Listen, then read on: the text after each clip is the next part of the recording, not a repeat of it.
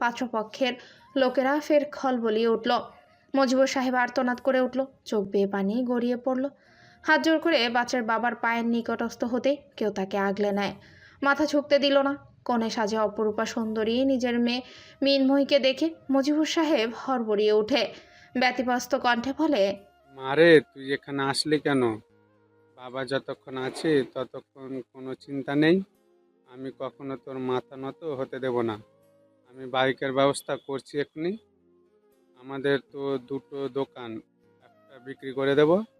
তুই থাকবি না, লোক সংখ্যা কমে যাবে। আমরা তাতেই সুন্দরভাবে জীবন যাপন কাটাতে পারবো। তুই চিন্তা করিস না, যা ভেতরে যা।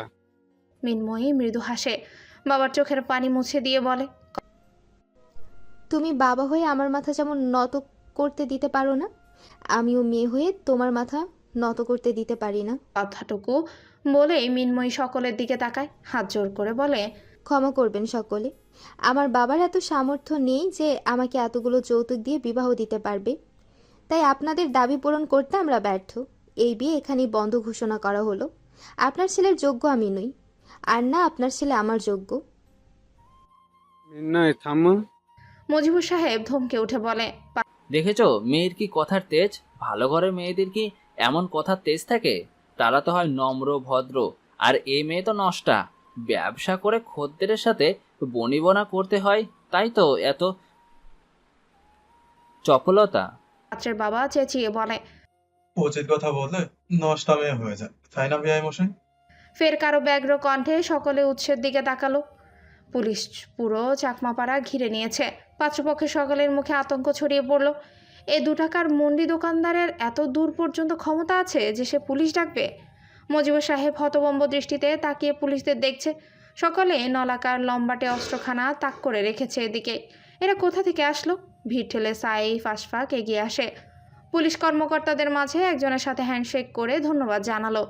সাইফ কণ্ঠে ব্রিটিশ এনে বলে, আর একটু তাড়াতাড়ি আসলে এমন মিষ্টি মেয়েটাকে এমন বাজে কথা শুনতে হতো না।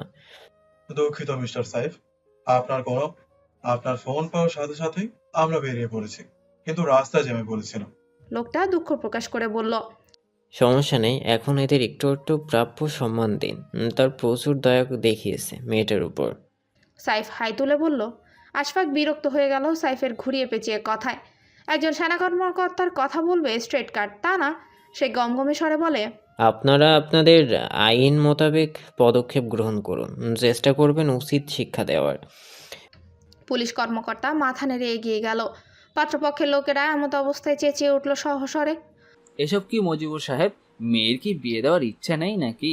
এসব কি শুরু করেছেন? মনে রাখবেন, একবার মেয়ের বদনাম বের হলে সারা জীবন কিন্তু সে মেয়ে ঘরে বসে পচে মরতে হবে। মজিবুর সাহেব ঘন ঘন মাথা নেড়ে বলল। আমি কিছু করিনি, বিশ্বাস করুন বিআই সাহেব। পরপরই মিনময়ের উদ্দেশ্যে বলল, এসব কি হচ্ছে মিন্ময়? যা হচ্ছে ঠিক হচ্ছে বাবা। এই 21 শতাব্দীতে এসে যারা যৌতুক দাবি করছে তারা কত নিচু মস্তিষ্কের মানুষ। তাদের যত প্রশ্রয় দেওয়া হবে তারা তত মাথাচাড়া দিয়ে উঠবে, ঠিক আপার মতো। আজ বাইক, কাল ব্যবসার জন্য টাকা, তো পরশু বাড়ি চাইবে, না দিলে মারধর করবে, অপমান করবে। তুমি কি এটাই চাও আমার সাথে এমনটা হোক? আপা নয় বেঁচে ফিরতে পেরেছে, আমি যে মৃত ফিরবো না এর গ্যারান্টি কি? ফ্যাকাশে নির্জীব প্রত্যাশাহীন দৃষ্টিতে তাকিয়ে থাকা মিনময়ী বলল। মুজিবুর সাহেব চুপ করে গেলেন, আর কিছুই বললেন না। থমথমে মুখে বিজিবির লোকদের যাওয়ার পথ করে দিলেন। পাত্রপক্ষের লোকেরা বিস্ফোরিত চোখে তাকালেন তাদেরই দিকে। এখানে পুলিশের লোকেরা কি করছে? আমাদের কিন্তু কম দূর পর্যন্ত হাত নাই। বড় বড় নেতাদের সাথে চলাফেরা আমাদের, কেউ চুলটাও বাঁকা করতে পারবে না। আর মজিবুর সাহেব, এই মায়া আপনি কিভাবে বিয়ে দেন আমরাও দেখা নিব। পাত্রের বাবার কণ্ঠে শিয়াশার ভেতরকার চপলতা উপচে বেরিয়ে এলো। এতক্ষণ দাঁত খিচে চুপ করে বসেছিল, কিন্তু এখন আর পারছে না সে। সে উৎফুল্লিত কণ্ঠে বলল, হ্যাঁ আঙ্কেল, দেখেই নেবেন, আপনারা দেখবেন না তো আর কারা দেখবে? তবে সেই দেখা বেশি দূরে নয়, আজকে দেখে যেতে পারবেন মৃন্ময়ীর বিবাহ। আপনার মৃন্ময়ীর বিবাহের উৎকৃষ্ট সাক্ষী থাকবেন, চিরকাল মনে থাকবে এই বিয়ের কথা। এই নির্বোধ বালিকা আবার কই থেকে এসে কি করছে? পাত্রপক্ষের লোকদের মধ্যে এক অল্প বয়সী ছেলে বলে ওঠে, এই, আমার ভাগ্নিকে নির্বোধ বলার সাহস কি করে হয় বে তোর? তোকে এখানে পুঁতে রাখবো আমি। গাছাড়াভাবে আড়ম্বরহীন বসে থাকা আশরাফ তৎক্ষণাৎ চেঁচিয়ে উঠে তেড়ে গিয়ে লোকটার কলার চেপে ধরে। কত বড় সাহস তার, শিয়াশাকে নির্বোধ বলে! এতক্ষণ সে চুপ করেছিল। এই ইঁদুর ছাড়ার বিয়ে ভাঙছে তাতে তার কি, কিন্তু তার ভাগ্নিকে নিয়ে যখনই কিছু বলল সে তেতে উঠল। শিয়াশা তৎক্ষণাৎ মামাকে টেনে নিয়ে আসে, চাপা কণ্ঠে শাসিয়ে বলে, এই চুপ করো হাত বুড়ো, পাত্রের এভাবে কথা বলতে নেই। পাত্রটা মুখে রুমাল গুজে চুপ করে বসে। নাও এই রুমালটা মুখে গুজে চুপচাপ বসে থাকো তো। এবার যদি কোনো গরমিল করলে তোমাদের আমি দেখে নেব। আশরাফ ভ্রুকুটি করে রুমাল আর ভাগ্নির দিকে তাকিয়ে রয়। ভিড়ের মাঝে শিয়াশা মুচকি হাসছে আর তার মামার দিকে তাকাচ্ছে। আশরাফ কথার তালগোল পাকিয়ে ফেলেছে, কিছু না বুঝতে পেরে দিল এক গাঁটটা শিয়াশার মাথায়। এইসব টিপিক্যাল গেও মানুষের মাঝে এসে কি তোর মাথাটা খারাপ হয়ে গিয়েছে? নো মামু, জাস্ট ওয়েট অ্যান্ড ওয়াচ। আজ বলির পাঠা তুমিই হবে। তার মধ্যেই পাত্রপক্ষের চিৎকার চেঁচামেচিতে ভরে গেল বিবাহের আসরটি। পুলিশ সকলকে নিজেদের জিম্মায় নিয়ে নিয়েছে।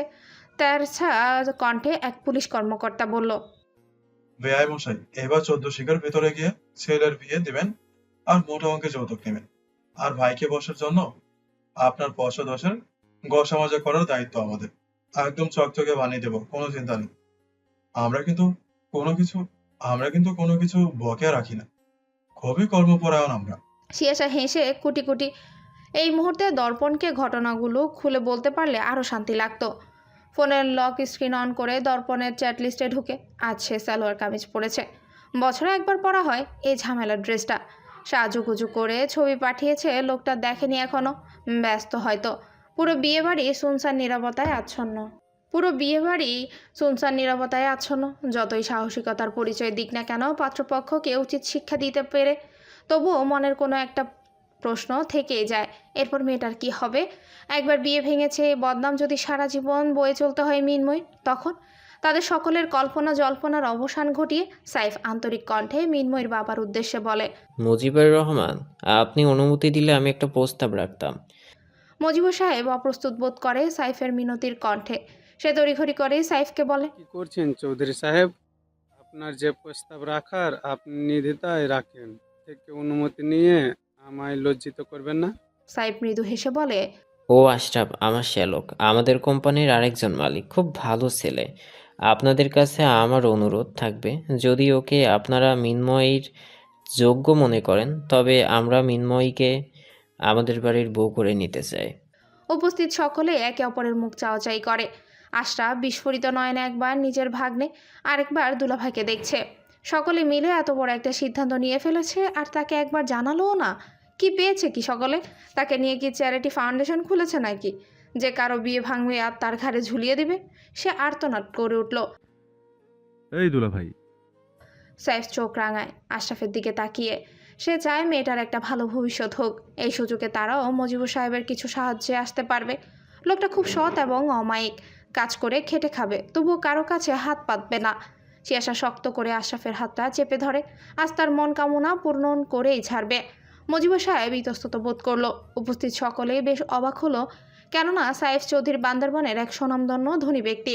তাকে সকলেই চেনে। তার কাছে থেকে এমন প্রস্তাব রীতিমতো বিস্মিত করে তুলেছে সকলকেই। মজিবুর সাহেব ইতস্তত কণ্ঠে বলে, এটা কি করে হয় চৌধুরী সাহেব?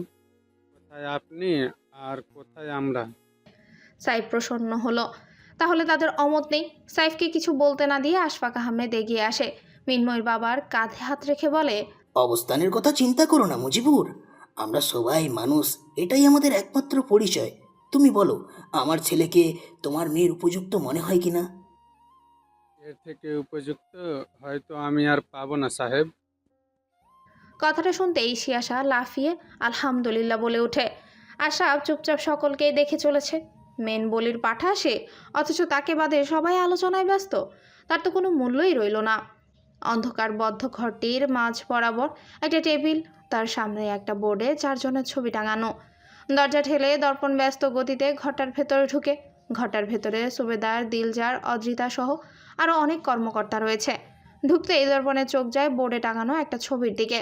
কপালে আলপিন ঢুকিয়ে বোর্ডের সাথে টাঙানো হাস্যোজ্জ্বল মুখ।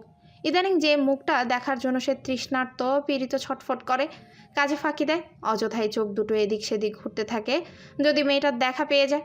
হাজারো কর্মব্যস্ততার মাঝেও মন মাঝে এই মুখটা অকর্তৃতভাবে তাকে তার অনুমতি ব্যতীত ঘোরাফেরা করে।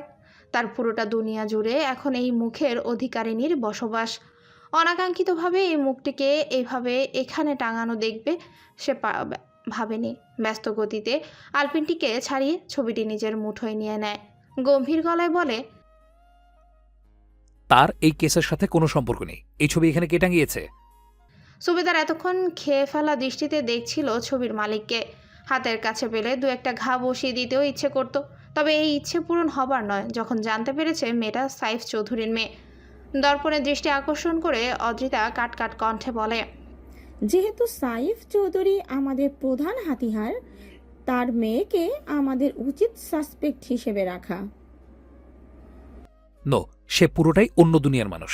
এর সাথে সে কোনোভাবেই জড়িত নেই। বলতে বলতেই দেখলো টেবিলের উপর আরও দুটো পাসপোর্ট সাইজের ছবি। সিয়াসার সাথে সাথে সেই ছবি দুটো তুলে নিয়ে পকেটে ঢুকিয়ে রাখলো। আদেশের কণ্ঠে বলল, উই আর গেটিং লেট, আপনারা শুরু করুন। অদ্রিতা এক দৃষ্টিতে তাকিয়ে আছে দর্পণের পকেটে ঢুকিয়ে রাখা হাতটার দিকে। সুন্দর করে কথা বলবে, রাগ দেখাবে না। ও কিন্তু খুব ভীষণ নরম ভীতু একটা মেয়ে।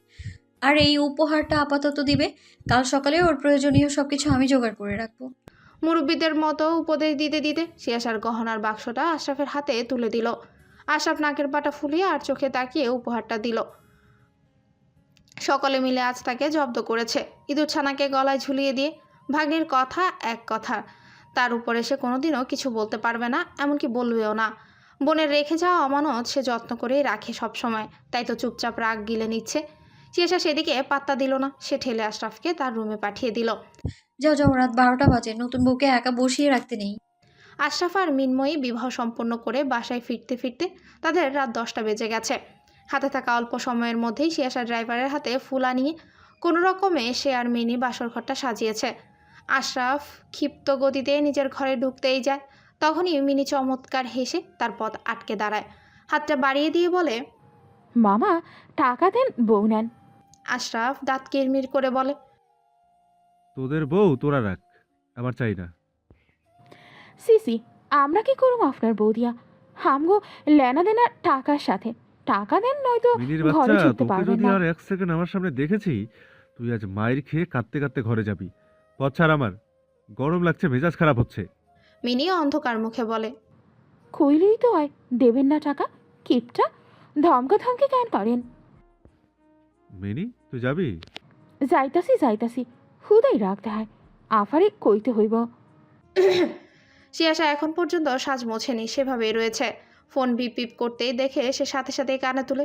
দর্পণের ফোন তুলেই উচ্ছ্বাসিত কণ্ঠে বলে, মেজর মামুর বিয়ে দিয়ে একটা ফুটফুটে বউ ঘরে এনেছি। অপর প্রান্তের সাথে সাথেই শীতল কণ্ঠ ভেসে আসলো, আমার ঘরের ফুটফুটে বউটা কবে আসবে? মেয়েটার গাল দুটো লাল হয়ে ওঠে, ঠোঁট কামড়ে এলোমেলো দৃষ্টি ফেলে বলে, জলদি আসবে। সময়টা তাড়াতাড়ি আসুক, কে অপেক্ষায় রয়েছে। বারান্দায় এসো। সিয়াসা চমকে ঘড়ির দিকে তাকায়। বাজে রাত 12:30। দর্পণ এখনও রাস্তায়। প্রতিদিন 11টার সময় দর্পণ কোয়ার্টারে ফেরার পথে বারান্দায় তার সাথে দেখা করে, তবে আজ এই নিয়মে খানিক বিঘ্ন ঘটে। সে ভেবেছিল আজ আর দেখা হবে না। সে ফোন হাতে দৌড়ে বারান্দায় গেল। ল্যাম্পপোস্টের মৃদু আলোয় লম্বাটে সুঠাম দেহটি দেখাই যাচ্ছে। ফোন কানে পায়চারি করছে অলস ভঙ্গিতে। সিয়াসার অবছায়ায় দর্পণ সেদিকে নিগুড় দৃষ্টিতে তাকালো। আপনি এখানে কেন? কোয়ার্টারে যাননি? 4 পা বামে, 1 পা পূর্ব দিকে এসো। সিয়াসা বিভ্রান্তি চিত্তে দর্পণের কমান্ড ফলো করে। সাথে সাথে ঘর থেকে ঠিকরে পড়া আলোয় শিয়ার পুরো দেহটা দৃশ্যমান হলো। দর্পণ থামে। ছবিতে শুধু মুখটাই দেখতে পেয়েছিল, পুরোটা দেখার লোভ সামলাতে পারেনি, তাই তো ঘুম ছেড়ে এখানে দাঁড়িয়ে আছে। সে মুগ্ধ হয় সদা টি শার্ট ট্রাউজারে দেখা মেয়েটাকে মেইলি পোশাকে দেখে। আরং কটনের সালোয়ার কামিজ, ওড়না বাঁকাদের ভাঁজ করে ফেলে রাখা। বিমোহিত কণ্ঠে শুধালো, অনন্য। সিয়াসা ভ্রুকুচকে জিজ্ঞাসা করে, কি? তোমায় সুন্দর লাগছে। সেটা আপনি এখন দেখছেন? আপনাকে ছবি পাঠিয়েছিলাম। সেখানে অল্প একটু দেখে কমপ্লিমেন্ট আসছিল না, বরং পুরোটা দেখার ইচ্ছেটা চেকে বসেছিল। সিয়াসা কথা ঘুরায়, আবারও জিজ্ঞেস করে, আপনি এখানে কেন? কোয়ার্টারে যাননি? গিয়েছিলাম, গোসল করে রেস্টুরেন্ট থেকে খেয়ে মাত্র ফিরলাম। অনেক কষ্ট হয়ে গিয়েছে তাই না? সিয়াসা মলিন মুখে জিজ্ঞাসা করলো। দর্পণের গতিরোধ হলো। প্রণয়ের শুরু মাত্র কয়েক ঘন্টা, তার মধ্যেই মেয়েটার এমন উদ্বিগ্নতা প্রকাশ পাবে সে আশা করেনি। প্রথমবার কেউ কষ্ট হচ্ছে কিনা জিজ্ঞেস করায় বাক্যহীন হয়ে পড়ল। কি জবাব দিবে এমন প্রশ্ন না আজ পর্যন্ত কেউ করেছে আর না সে জবাব দিয়েছে। আতিপাতি করে মৃদু কণ্ঠে জবাব দিল। জানি না, অভ্যেস হয়ে গিয়েছে। আমি তাড়াতাড়ি আপনার কাছে চলে আসব। আর কষ্ট করে বাইরে খেতে যেতে হবে না। শুধু আমার কষ্ট কমাতে আসবে নাকি ভালোবেসে আসবে? ল্যাম্পপোস্টে আলতো হেলান দিয়ে ডান হাত পকেটে গুজে পা অ্যালবো করে দাঁড়িয়ে আছে দর্পণ। সিয়াসা মুচকে হাসলো। এই উটকো মেজারকে দেখলে ইদানিং তার চোখ জুড়ায়, বুকের ভেতর ধরফর করে একটু সান্নিধ্য পাওয়ার জন্য। তবে লোকটা এত দূরে কেন? বললে না যে? কোন উত্তর দিলে আপনি বেশি খুশি হবেন? আমার কাছে কষ্ট কোনো ম্যাটার করে না সিয়া। কষ্ট তো কতভাবে দূর করা যায়, তবে আমি চাই কেউ ভালোবেসে আমার কষ্ট দূর করুক, কোনো দায়বদ্ধতা ছাড়া। সিয়া হাসলো। মিসেস দর্পণ এহসান হয়ে শাড়ি পরে কোমরে আঁচল গুজে রান্না করা সিয়ারপন ঘরটাকে নিজের মতো করে সাজিয়ে নেয়া, তার ঘরে ফেরার আগে পরিপাটি হয়ে তার জন্য অপেক্ষা করা। ঘরমাক্ত বদনে মেজর দর্পণ এহসান বাড়ি ফিরলে তাকে শক্ত করে জড়িয়ে ধরে বিশ্রী রকমের সুন্দর এই পুরুষালী গন্ধ নাসারন্ধ্রে টেনে নেয়ার স্বপ্নই ইতিমধ্যে মস্তিষ্কে এঁটে গিয়েছে। এতটুকু ভালোবাসায় কি চলবে? না চাইতেও একে অপরের সাথে আটকে থাকা চোয়ালদয় খুলে গেল।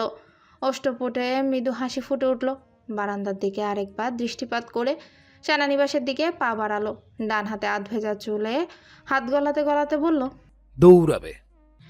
আমরা যেসব কিছু থেকে সবসময় দূরে থাকতে চাই সেই সব কিছুই সাথে যেন আমাদের বেশি কাছাকাছি থাকা হয়।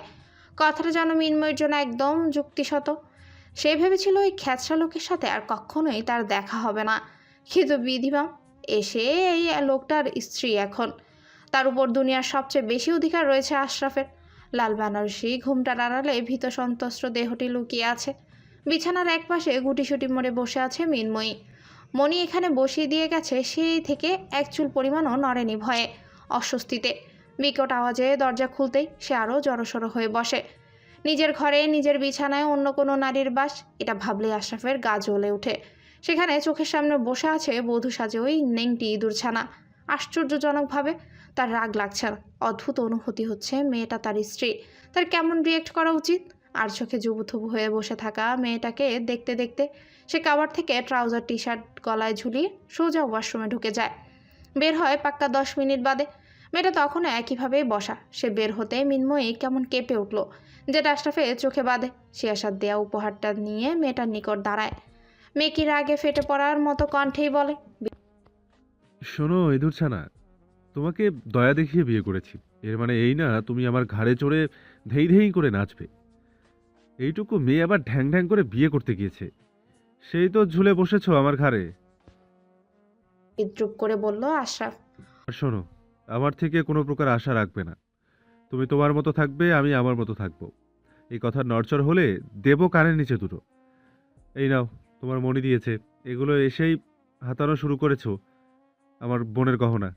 উপহারের বাক্সটা মিন্ময়ের হাতে ধরিয়ে দিয়ে বলল আশরাফ। সারাদিনের এত ধকল, বাবা মায়ের এত অসহায়ত্ব, অপমান সহ্য করা বিধ্বস্ত নিথর প্রায় মেয়েটি এখন পর্যন্ত নিজেকে শক্তভাবে সামলে রেখেছিল। প্রত্যাশা রেখেছিল যেন বাকিটা ভালোভাবেই কাটে, কিন্তু হলো না। বিবাহের আসরে এতটা অপদস্থ হয়ে এখন আবার সদ্য বিবাহিত স্বামীর কাছ থেকেও তিরস্কার পেয়ে সে নিজের ভাগ্যে পড়ে ফেলল। বেঁচে যাওয়া প্রত্যাশাটুকু দূর দূর করে তাড়িয়ে দিয়ে নিজের বিধ্বস্ত দশা আর আটকে রাখলো না। সহসা কেঁদে উঠল, ঘোমটা না সরিয়ে উঠে দাঁড়ালো। ঘোমটার আড়ালে থাকা কান্নারত মুখশ্রী নিয়ে শক্ত গলায় বলল, আপনার মতো বুড়ো খেঁচড়া লোকের সাথে সংসার করার কোনো ইচ্ছে আমারও নেই। পরিস্থিতি ভেদে আজ আমি এখানে, নয়তো আমার রুচিবোধ এত বিগড়ে যায়নি যে আমি আপনার থেকে কোনো আশা রাখবো। তাই নিজের ভাষণ নিজের কাছে রাখুন, আর এগুলো আমার প্রয়োজন নেই। ধরুন আপনার উপহার, কারোর জিনিস হাতানোর মতো নিচু মানসিকতা আমার নেই। উপহারের বাক্সটি আশরাফের হাতে ধরিয়ে দিয়ে বলল মিন্ময়ী। আশরাফের চোখ বড় বড় হয়ে গেল, মুখ তার হা হয়ে আছে। নিজের দিকে অবাক পানে একবার চোখ বুলালো। বছর বয়সী এক পরিপূর্ণ সুদর্শন পুরুষ। চুলে এখনও পাক ধরেনি, চামড়া কুচকায়নি। বিদেশি পরিবেশ থেকে নিজেকে যথাযথ মেনটেনে সে এখনও চমৎকার একজন পুরুষ। আর তাছাড়া এই যুগে ক্যারিয়ার গড়তে, নিজেকে জানতে, প্রতিষ্ঠিত হতেই তো 35 বছর লেগে যায়। এই বয়সে পুরুষের রূপে যৌবনে কোন দিক থেকে কমতি দেখা যায় না, বরং আরও এক ধাপ এগিয়ে আকর্ষণীয় পরিপূর্ণতা লাভ করে। মোট কথা 35 বছরের এক পুরুষ বর্তমান যুগে ডাজেন্ট ম্যাটারের কাতারেই পড়া একটা এজ। সেখানে এই মেয়ে কিনা তাকে বুড়ো বলছে। বিস্ফোরিত কণ্ঠে বলল, কি বললে তুমি? আমি বুড়ো? যত বড় মুখ নয় তত বড় কথা। মিনময়ী এবার ভীত সন্ত্রস্ত হলো। রাগের মাথায় সে কি বলে ফেলল। আঙুল মোচড়াতে মোচড়াতে বিছানার কোল ঘেঁষে দাঁড়ায়। আশরাফ ক্রুদ্ধ চোখে আরও এক ধাপ এগিয়ে গেল। মিনময়ী ভয়ে সেটিয়ে গেল দেয়ালের সাথে। আবার বলো, কি বলেছো? ঘোমটা ভেদ করে মিনময়ীর নাকে মুখে বাড়ি খেলো আশরাফের নিঃশ্বাস। এতটা কাছে দাঁড়িয়ে সে। মিনময়ী চোখ মুখ কুঁচকে দাঁড়িয়ে রইল। বলছো না কেন? রাফি ধমকে উঠে জিজ্ঞাসা করে আবার। মিনময়ী কেঁদে উঠল, কম্পিত স্বরে বলল, কিছু বলিনি। ইউ লয়ার ইঁদুর ছানা, তুমি আমি খেয়ে ফেলবো। আমাকে তো চেনোনি, কোন জাতের হুলো বিড়ালের পাল্লায় পড়েছো তুমি? মিনময়ীর মাথার পাশের দেয়ালে সজোরে আঘাত করে বলল রাফি। কিছুক্ষণ অগ্নিদগ্ধ করলো মেয়েটাকে নিজের দৃষ্টি দিয়ে, সেভাবেই রেখে ধপাধপ পায়ে বারান্দায় চলে গেল। আশরাফ যাওয়ার পরে মিনময়ী সেখানে হাঁটু জড়িয়ে বসে কেঁদে ওঠে। সারাদিনের এত ধকল সামনে আর উঠতে পারছে না, দেহ ছেড়ে দিচ্ছে। কি করবে এই লোক, কেমন করছে তার সাথে? তার সাথে দেহ আর সায় না দেয়। চোখে পড়ে বিছানার মাঝে মেঝেতে নরম পালকের মতো মোলায়েম গালিচা বেছানো। দুর্বল হাসি ফুটে ওঠে মুখে। একটু শান্তি চায় দেহ। সেখানে গুটিসুটি মেরে শুয়ে পড়ে। আশরাফকেও বিরক্ত করা হলো না, তারও ঘুম হবে। ভারী নরম তাদের বিছানার থেকেও এই সামান্য পাপোস আরও বেশি নরম। আরামে ঘুম চলে আসলো অতি বিলম্বে। তবে ঘরে একটা লোভনীয় ইঁদুর ছানা থাকবে, আর বিড়াল তাকে কোনো প্রকার বিরক্ত ভয় দেখাবে না, এজন্য হবার নয়। চোখ লেগে আসতে কারো হুঙ্কার কানে আসে, সে ধরফড়িয়ে ওঠে। এই মেয়ে, এই ওঠো বলছি। ফের আশরাফের রাগী কণ্ঠে মিনময়ী জড়সড় হয়ে গেল। আশরাফ ভ্রু কুঁচকে কোমরে হাত দিয়ে দাঁড়িয়ে আছে। এ ছোট্ট ইঁদুর ছানা কিনা তাকে বুড়ো বলে অবজ্ঞা করছে, তার সাথে এক বিছানায় ঘুমোতে পারবে না, এতই ঘৃণা করছে তাকে। ক্ষুব্ধ হয়ে উঠে, এটা কি নাটক, সিনেমা পেয়েছে? মিনময়ী ভীত দৃষ্টিতে তাকিয়ে জিজ্ঞাসা করে, আবার কি করেছি আমি? কিছু করনি বলছো? আমি রীতিমতো অবাক, তোমার এই ইঁদুর ছানার কলিজায় কত সাহস! তুমি আমায় অপমান করে বলছো তুমি কিছু করনি? এভাবে নিচে ঘুমিয়ে তুমি কি বোঝাতে চাইছো আমি বুড়ো? আমার সাথে ঘুমাতে তোমার রুচিতে বাধে? আমি কই বললাম, আপনি নিজেই তো বলছেন। মিনময়ী অবুঝ কণ্ঠে বলে। আশরাফ ঠোঁটে ঠোঁট চেপে রাগান্বিত চোখে তাকাতে তাকাতে বলে, 5 মিনিট সময়ের মধ্যে এইসব হজবরল জঙ্গলি পোশাক দূর করবে আর বিছানায় ঘুমাবে। আমার বাড়িতে থেকে আমায় অপমান করা, এই আমি মোটেও বরদাস্ত করব না। আবার কথা না শুনলে এক্ষুনি বাড়ি থেকে বের হয়ে যাব। মিনময়ী অসহায়ত্ব বোধ করলো, মুখ ছোট করে বলল, আমার কাছে এগুলো ছাড়া কোনো পোশাক নেই, কি পরবো আমি? আমার মাথা পড়বে। আশরাফ রেগে গিয়ে বলে, শিয়া একটা পোশাক দিয়ে যাবে না এই আপদকে। বিরক্ত হয়ে বেরিয়ে গেল ঘর থেকে। ফিরল একটা সাদা কুর্তি হাতে। শিয়ার এটা। মেয়েটার কাছে দু একটা মেলে পোশাক থাকে, এছাড়া সব টি শার্ট আর প্যান্ট। এই এক যন্ত্রণা, মেয়েটার ওভারসাইজ টি শার্ট পরে সবসময়। সে একটু শান্তির মতো টি শার্টও কিনতে পারে না। মাঝে মধ্যে তো তার টি শার্টও খুঁজে পাওয়া যায় না। দেখা গেল নতুন কিনে এনে রেখেছে, মেয়েটা নিজের পছন্দ মতো নিয়ে পরে হাঁটা দেয়। এর জন্য ইদানিং কলার সহ টি শার্ট কিনে, যেন মেয়েটা না নিতে পারে। থমথমে মুখে পোশাকটা ধরিয়ে দিল মিনময়ীর হাতে। নাও এটা পরো। মিনময়ী কলের পুতুলের মতো কুর্তিটা পরে আসলো। আশরাফ ততক্ষণে শুয়ে পড়েছে। ড্রিম লাইটের আলো মিনময়ী ধীরে ধীরে ইতস্তত পায়ে গিয়ে আশরাফের দিকে পিঠ দিয়ে শুয়ে পড়ল। একদম বিছানার পাশ ঘেঁষে একটু হলেই পড়ে যাবে। 2 মিনিট বাদে আশরাফ ঘাড় ঘুরিয়ে ফের কপাল কুঁচকে তীক্ষ্ণ নজরে তাক করে ঢিলাঢালা পোশাকে আবৃত হ্যাংলা পাতলা দেহটির দিকে। কত বড় সাহস, তার দিকে পিঠ দিয়ে শুয়ে তাকে আবারও অপমান করছে। তেতে উঠে বলে, এই ইঁদুর ছানা, ওদিকে মুখ করে ঘুমিয়েছো কেন? মিনময়ীর হাত পা ছেড়ে কেঁদে ফেলার অবস্থা, আটকাতেও পারল না। ফুপিয়ে উঠে আশরাফের দিকে ফিরল, জেদি গলায় বলল, কি শুরু করেছেন আপনি?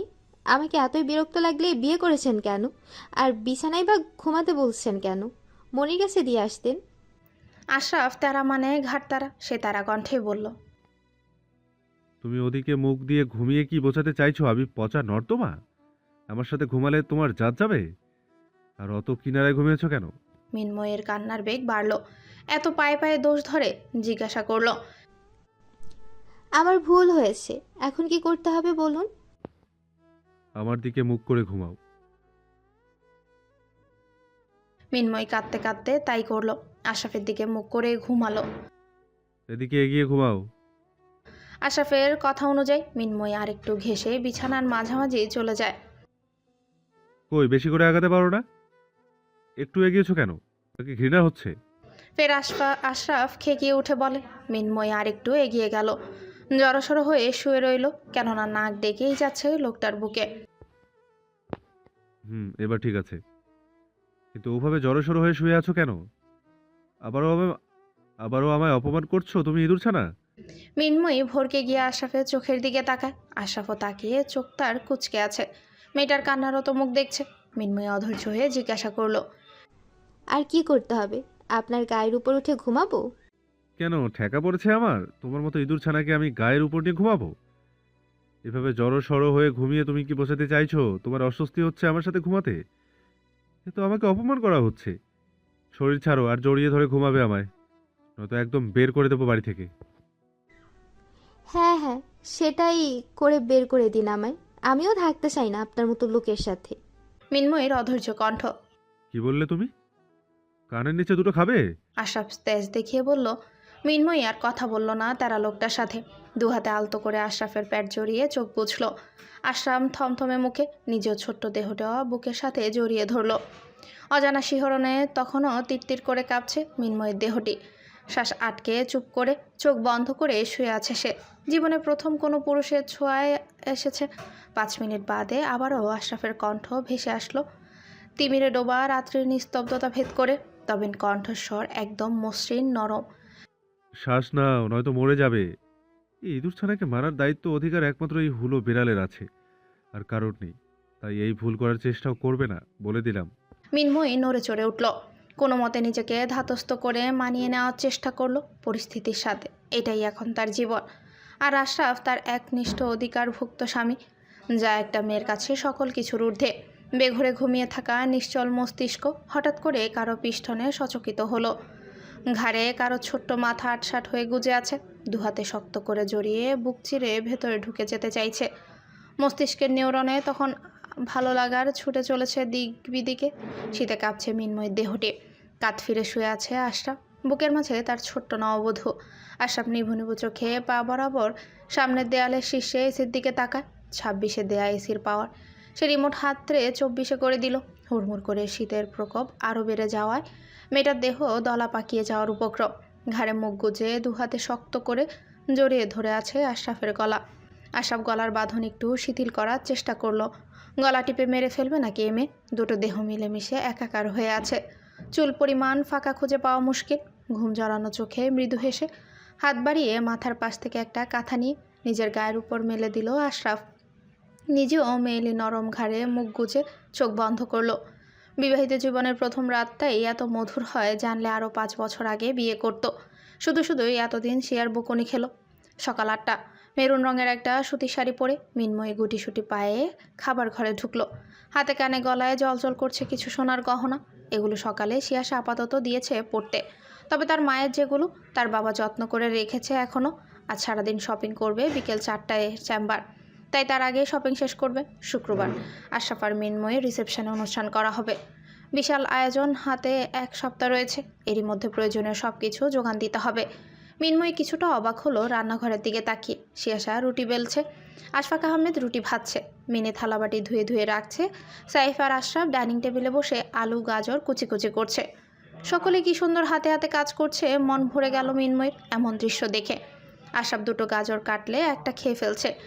একদিক থেকে খাচ্ছে, আরেক দিক থেকে কাটছে। সাইফ ঠোঁটে ঠোঁট চেপে গাজরের বাটির দিকে তাকায়। গাজর বাড়ছেই না মোটে, যেটুকু কাটছে তার থেকে বেশি খাচ্ছে আশরাফ। সাইফ বিরক্ত হয়ে বলে, খাওয়া বন্ধ করে এখন একটু কাটো। সিয়া হাঁক ছাড়লো বলে যদি দেখে এখনো কাটা হয়নি, তখন সব রাগ এসে পড়বে আমার উপর, বিয়ে করিয়ে ছাড়বে পাশের বাড়ির আন্টির সাথে। আশরাফ সরু চোখে তাকায় দুলাভাইয়ের দিকে।